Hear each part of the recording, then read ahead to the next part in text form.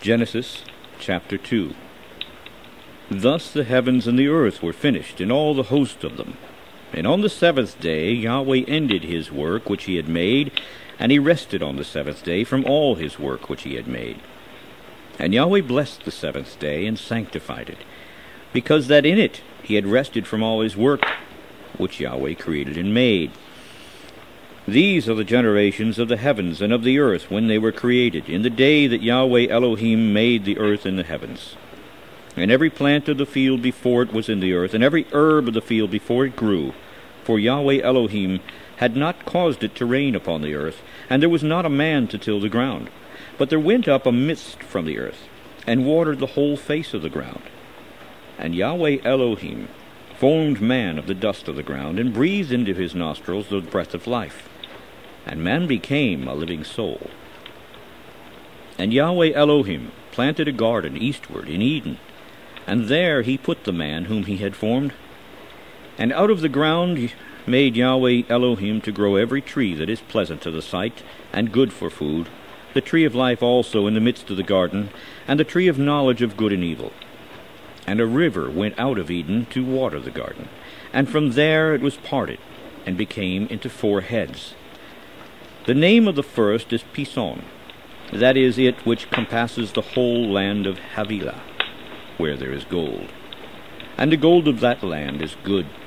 There is bdellium, and the onyx stone. And the name of the second river is Gihon. The same is it that compasses the whole land of Ethiopia. And the name of the third river is Hiddekel. That is it which goes toward the east of Assyria. And the fourth river is Euphrates. And Yahweh Elohim took the man, and put him into the garden of Eden to dress it and to keep it. And Yahweh Elohim commanded the man, saying, Of every tree of the garden you may freely eat, but of the tree of the knowledge of good and evil you shall not eat of it. For in the day that you eat thereof you shall surely die. And Yahweh Elohim said, It is not good that the man should be alone.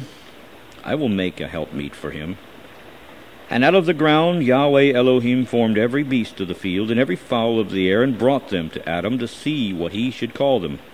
And whatsoever Adam called every living creature, that was the name of it.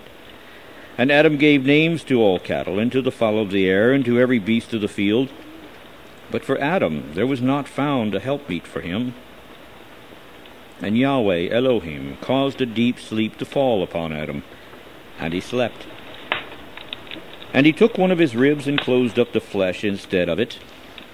And the rib which Yahweh Elohim had taken from man made he a woman, and brought her to the man. And Adam said, This is now bone of my bones, and flesh of my flesh. She shall be called woman, because she was taken out of man.